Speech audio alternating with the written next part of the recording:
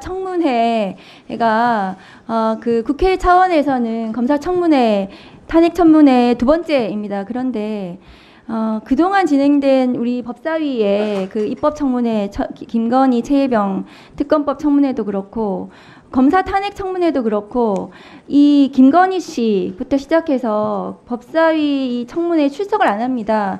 그래서 오늘 제가 곰곰이 생각을 해봤습니다. 이 사람들 왜 출석을 안 할까? 국회라는 것은 어마무시한 곳인데 곰곰이 생각해봤더니 이 사람들은 검찰이 비호해 줄 거라고 생각하는 것 같습니다.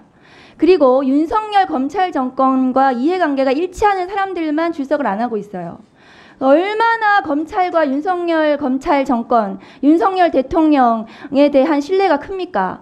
자기들이 이렇게 국회에 나오지 않더라도 처벌도 받지 않고 다 그냥 아무렇지 않게 넘어갈 거라고 생각해요. 이 출석하지 않은 사람들이 검사들, 변호사들입니다. 지금도 검사실과 법정과 변호사 사무실에서 법과 원칙 얘기하면서 일하고 있을 거예요. 자기들이 이 법을 무시하면서 이 국회에 나오지도 않으면서 이렇게 그 청문회를 무시하는 이런 태도에 대해서 존경하는 정청래 위원장님께서 이 법사위 차원에서 강력한 그 경고 조치가 있어야 된다고 생각합니다. 저는 이 사람들은 반법치 세력이라고 생각합니다. 이분들 때문에 대한민국의 법치가 무너지고 있어요.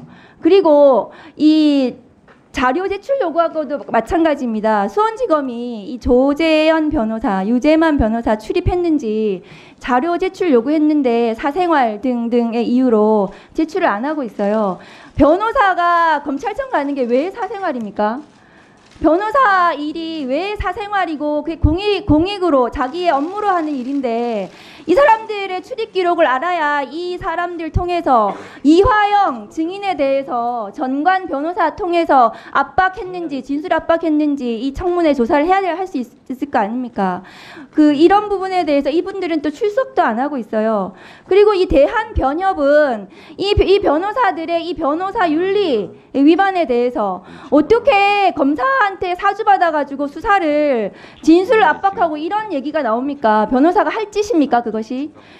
대한변협은 이 부분에 대해서 조사 착수해야 된다고 생각하고 법사위 차원에서 대한변협에 강력하게 그 부분에 대해서 조치를 해야 된다고 생각합니다. 저는 우리 법사위에서 이 반법치 세력에 대한 강력한 경고와 조치가 필요하다고 생각합니다. 네. 반복되는 의사진행 발언 내용인데요. 여기에 대해서 다시 한번 강조해서 말씀을 드립니다. 국회법에 보면 준수해야 된다, 이렇게 해야 된다 하는 조항이 많이 있습니다. 그러나 처벌 조항이 없으면 지키나 마나가 되는 것입니다. 그래서 아까도 말씀드렸다시피 제가 국회에서 이 청문회에 동행명령권 발부권이 없기 때문에 그것은 제가 개정안을 내놓았습니다. 이것은 하루빨리 통과를 시켜야 된다고 생각을 합니다.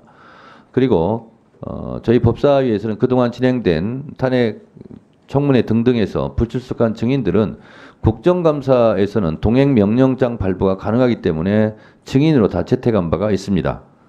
다시 한번 말씀드립니다. 국정감사와 조사는 동행명령장을 발부할 수 있는데요. 만약에 이것을 수령을 거부하거나 집행을 방해하거나 그런데도 불구하고 출석하지 않거나 했을 때는 5년 이하의 징역에 처하게 되어 있습니다.